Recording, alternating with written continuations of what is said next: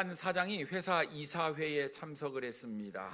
그런데 이사들의 소리를 듣고 있으니까 하나님께서 이 회사를 떠나셨다라는 것들을 알 수가 있었습니다. 왜냐하면 이사들이 하는 대화 내용을 들어보면 너무나도 부정적인 이야기만 가득했기 때문에 그렇습니다. 물론 지금 어려운 시대에 살고 있기 때문에 주변에 있는 뉴스들, 잡지들 이런 소식들을 듣게 되면 다 어렵다, 안 된다, 경제적으로 힘들다라는 이야기만 들리는 거예요.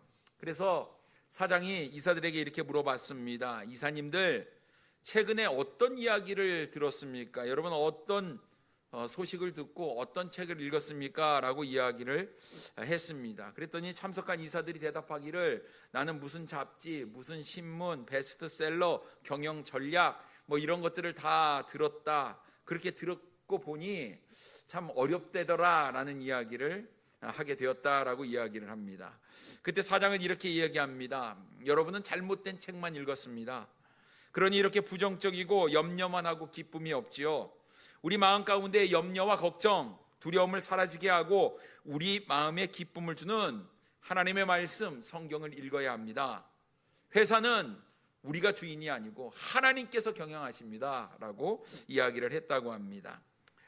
이런 우리 마음 가운데에 환경의 구애됨이 없이 항상 기쁨을 우리에게 넣어주는 것은 오직 하나님의 말씀밖에 없는 줄 믿습니다.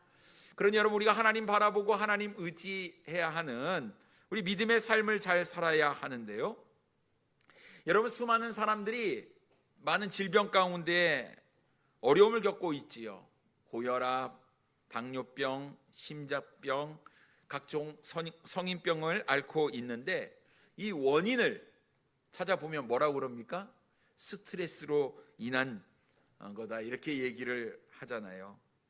대부분의 병들이요 기쁨을 잃어버리고 과로와 스트레스에 시달리는 사람들에게 생긴다고 합니다. 그러면 이것을 치료할 수 있는 방법은요 기뻐하면 되거든요. 마음 가운데 평안함을 누리면 되거든요. 근데 이 기쁨과 평안함이 누구로부터 오느냐 하는 거죠. 누구로부터 오겠습니까? 우리 주님밖에 없다라는 것입니다. 그래서 여러분 염려와 근심이 생길 때마다 이 문제를 주님께 가지고 가면 됩니다. 믿으십니까? 네, 그러면 여러분 주님께 우리가 한번 올인해 보는 거예요. 믿음으로 주님 뭐 아무것도 염려하지 말라고 그랬으니 저 염려 안 합니다. 주님께 다 맡기라고 했으니까 주님 제가 다 맡깁니다. 뭐 맡기면 주님께서 해결해 주신다고 말씀하셨으니 주님께서 해결해 주십시오라는 믿음으로 우리가 나아가는, 그래서 우리의 삶 가운데 참된 기쁨, 참된 평안, 삶의 활력과 진정한 건강의 비결이 말씀 안에 있음을 우리가 깨닫고 주님께 늘 의지할 수 있는 우리 사랑하는 성도님들 되기를 원합니다. 여러분 이제 걱정이 없으셨죠? 다 사라지셨죠? 오늘 본문 말씀을 가지고 우리가 기뻐해야 할 이유라는 제목으로 함께 은혜를 나누기를 원합니다. 첫째로 내가 고통 속에 몸부림칠 때가 있다는 것입니다. 유다는 어지러운 상황 가운데 빠져 있었습니다. 이 하박국 선지자는 유다 나라의 선지자였습니다. 주전 609년 유다의 개혁을 단영했던 요시야 왕이 있었을 때 활동했던 선지자였는데요. 이 요시야 왕이 죽었습니다. 타락한 유다의 개혁을 일으켰던 유다 왕들 중에 아주 성군이었거든요. 그는 이방 신들과 우상을 다 깨트려 버렸어요. 그리고 백성들이 어떻게 하면 하나님을 섬기고 사랑할 수 있는지 거기에 대한 세부 지침까지 만들어 가지고 나라 구석구석에 붙이면서 이렇게 해야지 우리가 다시금 일어날 수 있다, 하나님의 은혜와 축복을 받을 수 있다라고 주장했던 왕이 바로 이 요시야 왕이었습니다. 그래서 요시야 왕의 개혁을 통해서 타락했던 유다가 다시금 하나님 앞으로 돌아올 수 있게 되는 놀라운 역사가 일어났는데요. 이 위대한 왕 요시야가 죽자 다시 걷잡을 수 없는 혼란의 소용돌이 가운데 유다는 휩쓸리게 됩니다. 국가적으로도 왕이 죽으니까 혼란이 있었는데 도덕적인 부패와 또 영적으로 신앙적으로 타락이 일어나서 이스라엘 이 민족들이 다시금 하나님을 멀리하게 되는 그런 어려운 가운데에 빠지게 되었습니다. 의로운 사람들은 오히려 핍박을 당하고 악인들이 득세하게 되는 이런 상황 가운데에 이제 요시아의 아들이었던 여호아하스가 왕위에 오르게 됩니다. 하지만 이 여호아하스는 왕이 된 지 3개월 만에 애굽 왕에 의해서 애굽으로 끌려가 버리게 됩니다. 그리고 요시아 왕의 또 다른 아들인 여호야김이 유다의 제18대 왕에 오르게 되는데, 이 여호야김은 아주 악정을 펼친 왕이었습니다. 백성들로부터 많은 세금을 걷어들이고 노동력을 착취하고 의롭게 살아가려던 백성들을 핍박했던 왕이 바로 여호야김이었습니다. 나라가 엉망이 되어버리고 말았습니다. 세상 사람들처럼 살아가게 되는 거죠. 하나님을 떠나버리고 말았습니다. 그런데 이게 국내 정서만 그런 게 아니었어요. 해외적으로도 북이스라엘을 멸망시켰던 아수르, 그리고 애굽을 누르고 강대국으로 그 당시에 부강했던 이 바벨론이 주변 나라들을 공격해서 영토를 계속 확장해 나가고 있었습니다. 이제 이 유다도 바벨론이 호시탐탐 노리는 그런 상황 가운데 빠져 있었지요. 여러분, 바벨론은요, 이 당시에 막강한 군사력을 가지고 있었습니다. 호전적인 그런 민족성을 가지고 있어서 굉장히 전투적이었습니다. 그래서 그들이 침략하고 점령했던 나라마다 온 나라를 피로 물들이고 약탈을 일삼고 있었지요. 그러니까 바벨론 군대 이름만 들어도요, 사람들이 막 두려움에 치를 떠는 그런 일들이 일어나게 되었다라는 것입니다. 근데 이 하박국 선지자가 한 가지 소식을 듣게 됐는데, 그것이 뭐였냐면 바벨론이 이제 유다를 침공하겠다라는 것이었어요. 세계를 제패했던 바벨론이 쳐들어온다는 소식, 이제 우리에게 심판날이 온다라는 소식. 이 소식을 들었을 때 하박국 선지자는 굉장히 두려움에 빠지게 되었습니다. 16절 말씀에 보면, 내가 들었으므로 내 창자가 흔들렸고 그 목소리로 말미암아 내 입술이 떨렸도다. 무리가 우리를 치러 올라오는 환난 날을 내가 기다림으로 썩이는 것이 내 뼈에 들어왔으며 내 몸은 내 처소에서 떨리는도다 라고 말씀하고 있습니다. 여러분, 공포를 느껴보신 적 있습니까? 여러분, 진짜 두려움을 느껴보신 적 있으십니까? 하박국이 엄청난 두려움에 뭐가 떨렸다고 이야기합니까? 창자가 떨렸대요. 아무리 두려워도 여러분, 창자가 떨린 적 있습니까? 지금 하박국 선지자가 얼마나 공포 가운데 사로잡혔는지 우리는 이 말씀을 통해서 알 수가 있습니다. 창자가 떨렸다는 얘기는요, 마음속 깊은 곳에서부터 두려움에 떨었다는 이야기입니다. 뿐만 아니라 얼마나 두려웠던지요, 입술이 떨려가지고요, 말도 제대로 못하는 거예요. 여러분, 정말 두려우면요, 막 이가 이렇게 떨린다고 하잖아요. 다다다다다다다다 떨리는데 얼굴이 참 평안하신 것 같습니다. 우리는 기쁨만 있는 것 같아요. 근데 하박국 선지자는 하나님의 선지자였습니다. 지금 이거를 전해야 되는 거예요. 너희들 회개하고 돌이키지 아니하면 바벨론이 와서 너희들을 멸망시킬 것이다. 바벨론이 어떤 나라인 줄 아냐? 엄청난 강대국인데 우리를 쑥대박 만들 것이다 라고 이야기를 해야 되는데, 이 두려움 가운데 이 하박국 선지자가 이 하나님의 말씀을 제대로 전하지 못하는, 말도 입도 제대로 떨어지지 아니하는 그런 상황 가운데 있었다라는 거예요. 분명한 것은요, 환난 날이 언제 오는 것은 정확하게 알지 못하겠지만 이제 곧 들이닥친다라는 것이죠. 근데 여러분, 이 환난 날을 생각하면 죽을 것 같은 거예요. 얼마나 두려움에 떨었는지. 여러분, 우리가 내 힘으로 감당할 수 없는 일을 만날 때 여러분, 숨이 턱턱 막히고 한숨이 나오는 거 여러분, 우리가 경험해 보시지 않으셨습니까? 사람들이요, 염려와 걱정 가운데 살아가는 거예요. 말할 수 없을 정도로 우리 마음속에 어쩌면 지금도 걱정거리를 이 마음 가운데 다 품고 살아가는 우리의 모습이 있는 것은 아닌지 모르겠습니다. 삶이 그렇게 호락호락하지 않는 거잖아요. 기쁨이 없습니다. 낙이 없어요. 경제적으로는 바닥을 치고 있는, 정치적으로는 혼란 시대 가운데 우리는 살아가고 있습니다. 근데 나갈 돈은 뻔하잖아요. 전세금 나가야 되고, 달세 나가야 되고, 임대료 나가야 되고, 대출금은 또 왜 이리 빨리 돌아오는지, 자녀들 학원비, 학비는 왜 이렇게 자주 내라고 하는지 우리가 해야 될 일이 너무나 많이 있다라는 것이죠. 달력을 보면 냈는데 또 돌아오는 거예요. 한 달이 금방 돌아옵니다. 뭐가 이렇게 빠른지. 참, 어르신들이 하는 말이요, 사람은 돈이 없어도 마음이 편해야 산다 얘기하는 거예요. 제일 좋은 게 마음이 편해야 하는 건데 마음이 편할 날이 없다라는 것이죠. 불안합니다. 두려움 가운데 있는 거예요. 항상 기뻐하라 근데 기뻐할 게 없잖아요. 맞죠? 범사에 감사하라고 그러는데 감사해야 될 게 없는 거예요. 숨이 탁탁 막히는, 어쩌면 우리가 이런 시대 가운데 살고 있는데 유다도 그런 거예요. 그런데 이러한 현실이 왜 주어졌는가? 여러분, 우리 남유다의 이 삶을 통해서 우리의 모습을 좀 돌아볼 수 있어야 됩니다. 여러분, 우리가 아무리 어려운 시대에도 우리가 영적으로 깨어있고 영적으로 부강했을 때는요, 이러한 세상적인 거, 육신적인 거, 물질적인 것을 다 뛰어넘었던 때가 있었거든요.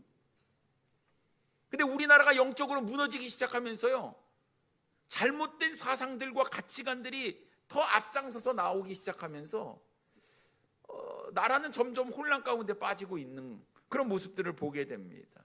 그러니 여러분, 어쩌면 이것이 우리가 자초한 일이 아닐까 싶어요.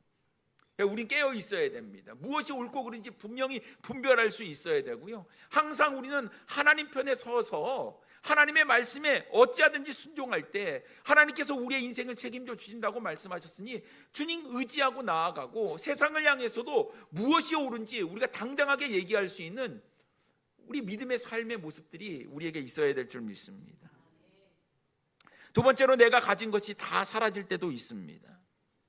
하박국 선지자는요, 이런 두려움 가운데 이제 바벨론이 침공하면 우리에 있는 모든 삶의 터전을 다 망가뜨린다고 고백을 하고 있는 거예요. 17절에 이렇게 말씀하고 있습니다. 오늘 우리 마하나임 찬양단이 이 찬양을 했습니다. 비록 무화과 나무가 무성하지 못하며 포도나무에 열매가 없으며 감람나무에 소출이 없으며 밭에 먹을 것이 없으며 우리의 양이 없으며 외양간에 소가 없을지라도 라고 말씀하고 있습니다. 무성해야 될 무화과 나무에 열매가 없는 거예요. 무성하지 않는다라는 거예요. 여러분, 무화과 나무는 가난한 사람들도 마음대로 따먹을 수 있도록 하나님께서 베풀으신 은혜가 이 무화과 나무에 있거든요. 무성하지 않대요. 먹을 것이 없다라는 거예요. 포도나무는 어떻습니까? 열매가 없대요. 감람나무, 올리브나무에는 뭐가 없어요? 소출이 없어요. 밭에는요, 먹을 것이 하나도 없습니다. 우리에는요, 있어야 될 양이 없대요. 외양간에는 소가 있어야 되는데 소도 없답니다. 무슨 얘기입니까? 남는 게 하나도 없대요. 완전히 나라가 폐허가 된다는 얘기입니다. 생존권의 박탈이에요. 먹고 살만한 게 아무것도 없다라는 것이죠. 바닥을 쳤다라는 이야기입니다. 하박국 선지자가 자신의 나라 유다의 생존권에 대한 심각한 문제를 열거하고 있다라는 것입니다. 여러분, 뭔가 있어야 살죠. 예? 먹을 것이 없으면 라면이라도 있어야 살죠. 뭐라도 끼니를 때울 것이 있어야죠. 근데 뭐라고 이야기합니까? 없다, 없다, 없다, 없다, 다 없다고 이야기를 합니다. 포도나무는 양식으로 쓰고, 무화과 나무는 양식으로 쓰고, 포도나무는 음료로 쓰고, 감람나무는 기름을 내는 나무인데 열매가 하나도 없대요. 양도 없고 소도 없고 완전히 폐허가 돼버린 나라, 비참한 현실, 이것이 지금 유다가 맞닥뜨리고 있는 현장이었다라는 것입니다. 성경에 보면 욥이라는 사람이 등장을 합니다. 동방에서 가장 의롭고 훌륭한 사람이었지요. 이 욥에 대해서 욥기 1장 1절에 이렇게 이야기를 하고 있습니다. 우스 땅에 욥이라 불리는 사람이 있었는데 그 사람은 온전하고 정직하여 하나님을 경외하며 악에서 떠난 자더라 라고 말씀하고 있습니다. 부자였어요. 하나님께서 축복한 사람이었지요. 양도 낙타도 소도 암나기도 종도 많이 있었습니다. 자녀들도 무려 10명이나 났어요. 지금 10명 나잖아요. 상 받아요. 상. 막 지원금도 준대요. 젊은 분들 시도 한번 해보시죠. 부유하고 많은 자녀가 있고 부족함이 없었어요. 하나님을 경외하며 악에서 떠난 사람이었기 때문에 그렇습니다. 근데 엄청난 시련이 닥쳐요. 하나도 남김없이 다 사라졌습니다.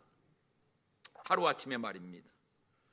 조금 있으면 양 없다고 그러고 낙타 없다고 그러고요, 소도 없다고 그러고 종도 없다고, 자녀들도 다 한순간에 자신의 건강까지 싹 잃어버리잖아요. 여러분, 얼마나 이런 상황을 맞닥뜨리면서 얼마나 낙심이 되겠습니까? 내 몸, 내 건강은 그렇다 치고 눈에 넣어도 아프지 않을 그 사랑하는 자녀를 한꺼번에 다 잃어버린 이 부모의 마음이 얼마나 찢어질까요?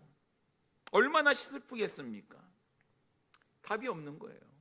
왜 내 삶 가운데 이런 일들이 벌어졌을까? 지금 우리나라의 현실이 그런데요, 한국은행이 지난 29일 기준금리를 연 2.75%에서 2.50으로 0.25% 인하를 했죠.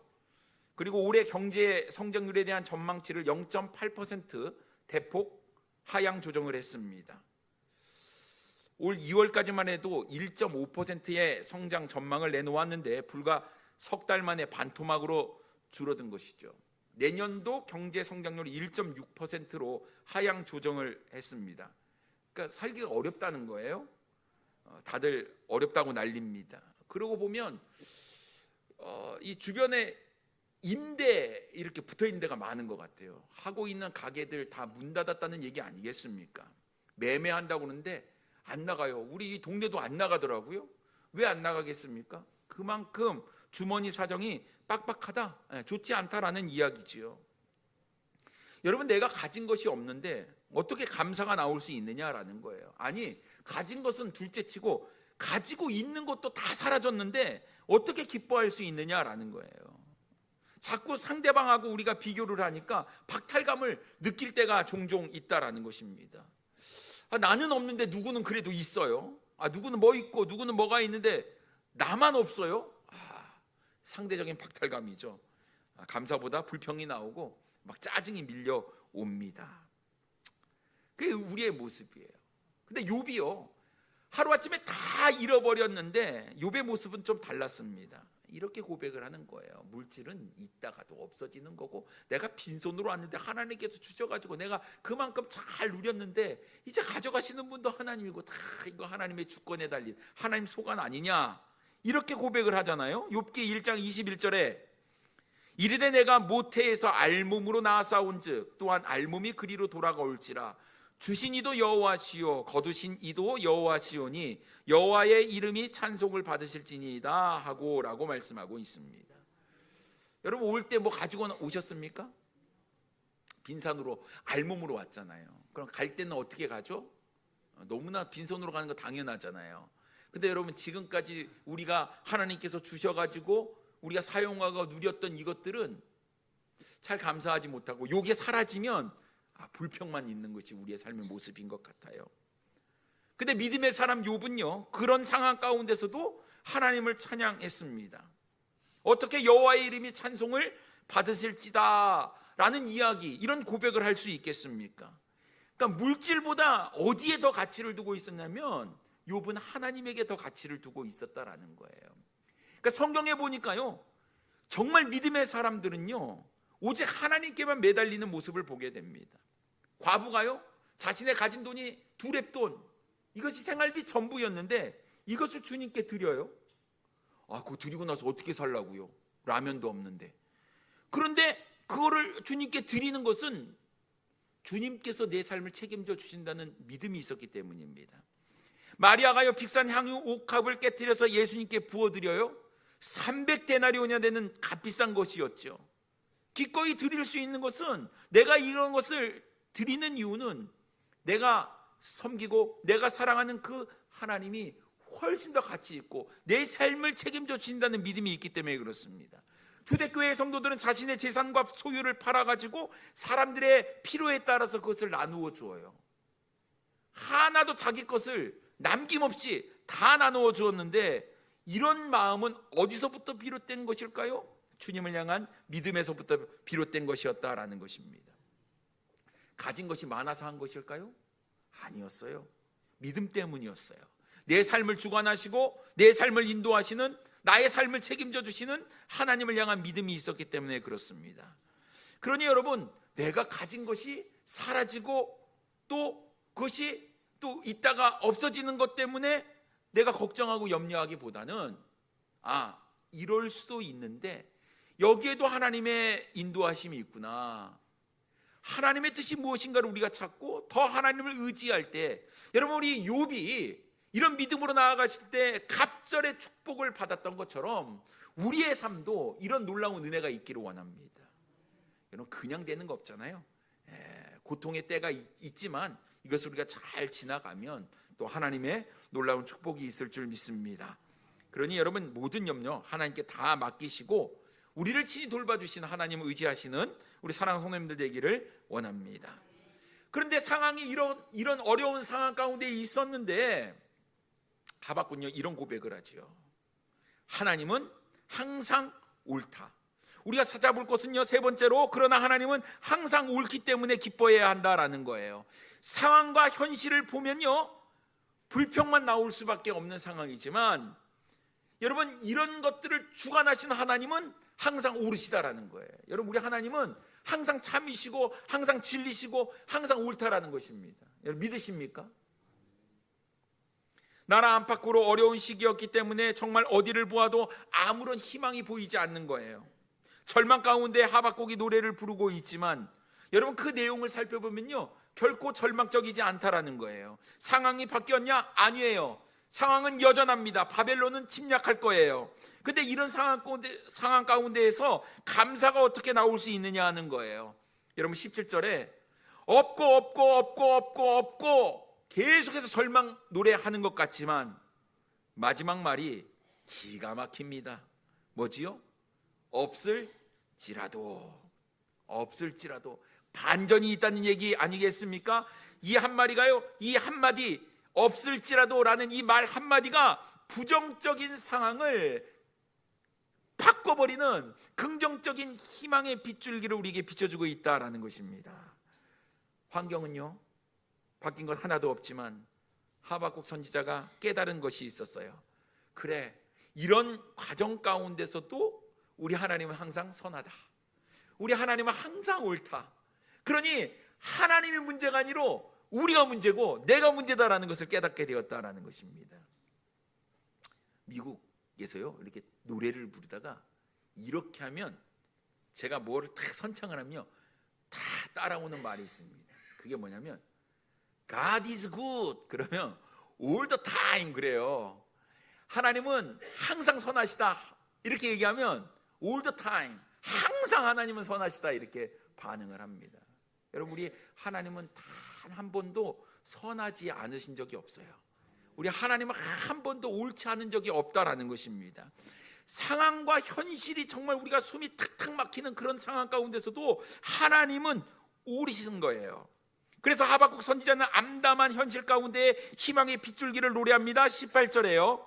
나는 여호와로 말미암아 즐거워하며 나의 구원의 하나님으로 말미암아 기뻐하리로다.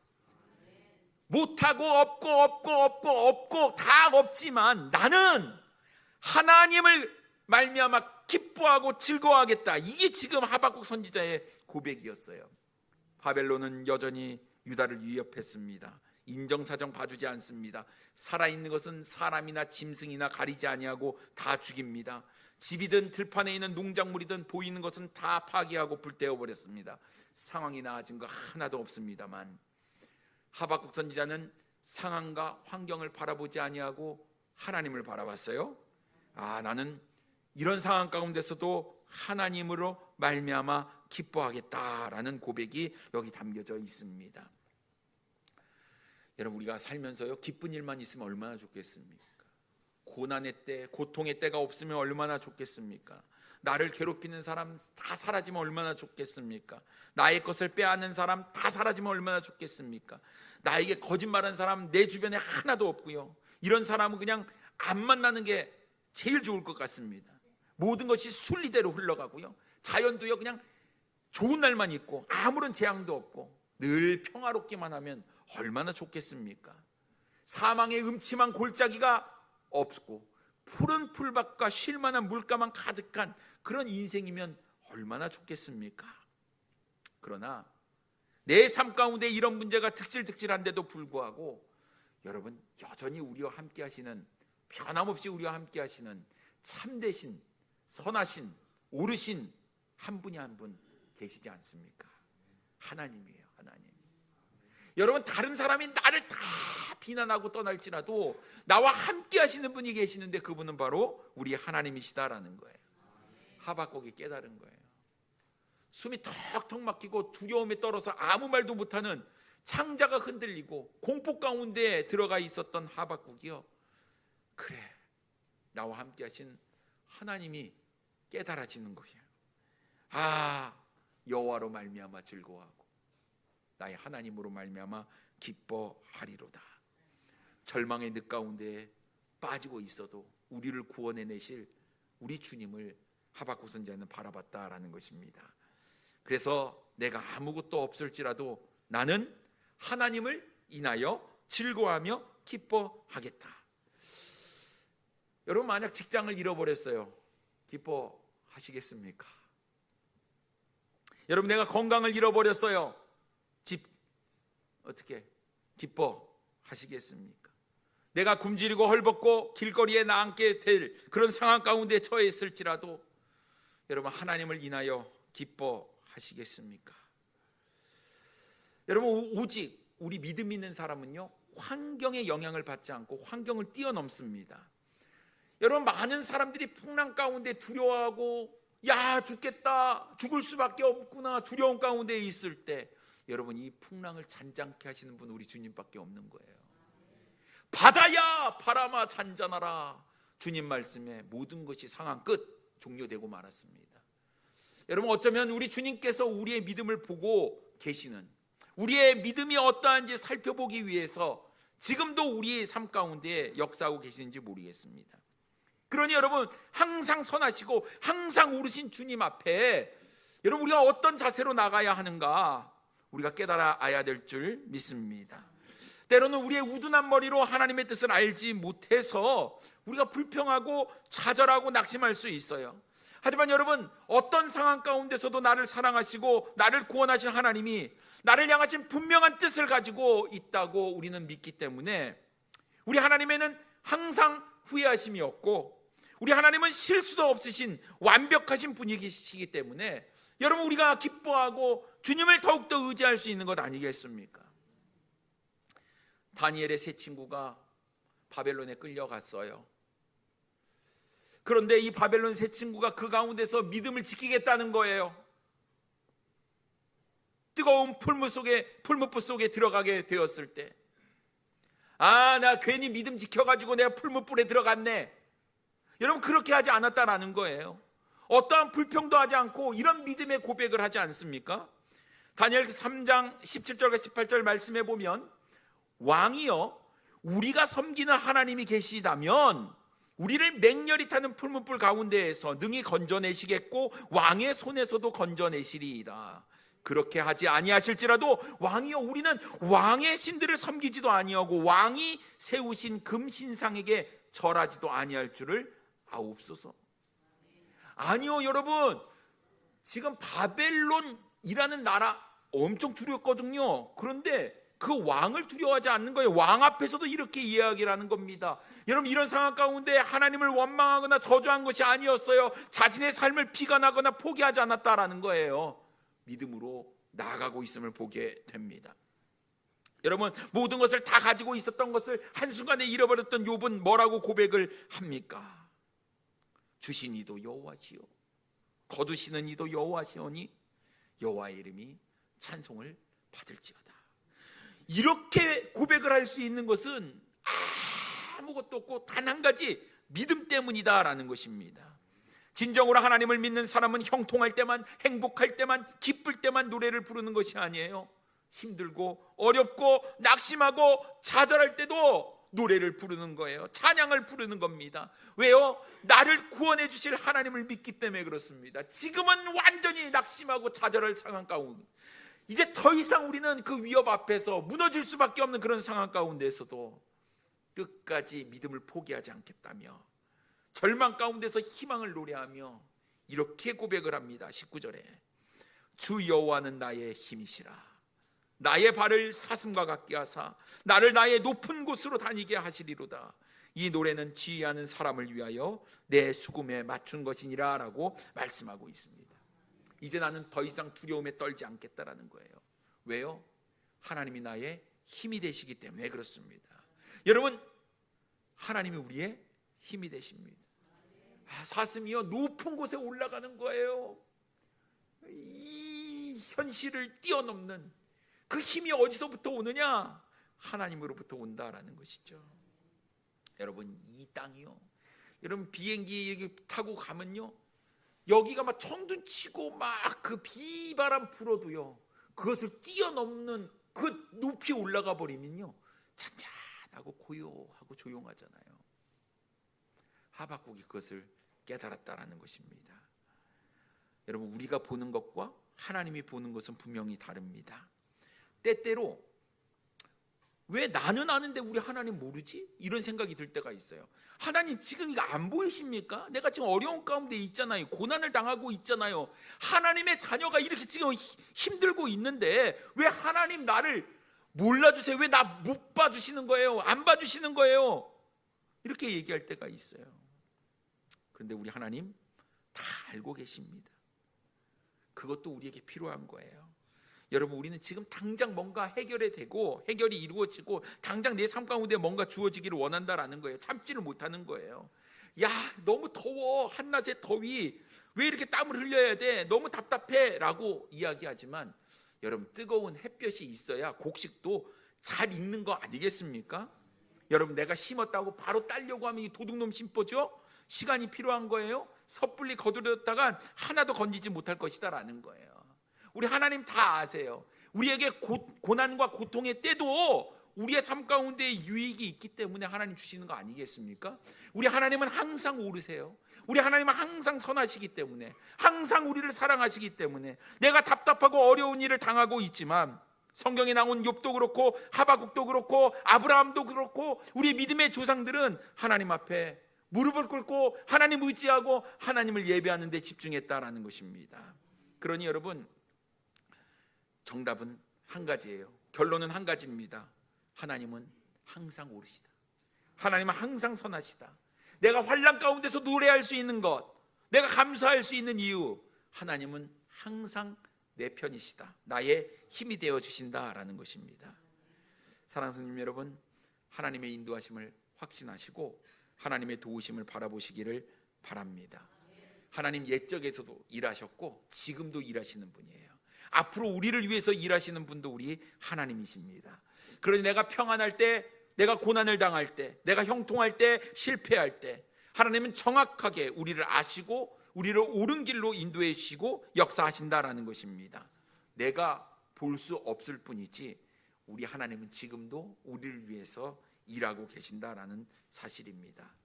그러니 여러분, 힘들고 어려울 때라도 조금만 참으시고 우리의 믿음 잃어버리지 마시고 끝까지 주님 의지하실 수 있는 우리 성도님들 되기를 원합니다. 다른 거 다 하고 있지만 여러분, 그 고난 가운데 나의 힘이 되시는 우리 주님을 찬양하시기를 바라요. 나는 주님을 인해서 나는 기뻐하겠다. 난 주님 붙잡고 나는 즐거워하겠다. 여러분, 항상 오르신 우리 하나님으로 인해 날마다 기뻐하시고 날마다 즐거워하시는 우리 사랑하는 성도님들 되기를 원합니다. 하나님의 놀라운 위로하심과 돌보심이 우리 사랑하는 성도님들 마음 가운데 계속 있기를 기도합니다. 기도하겠습니다.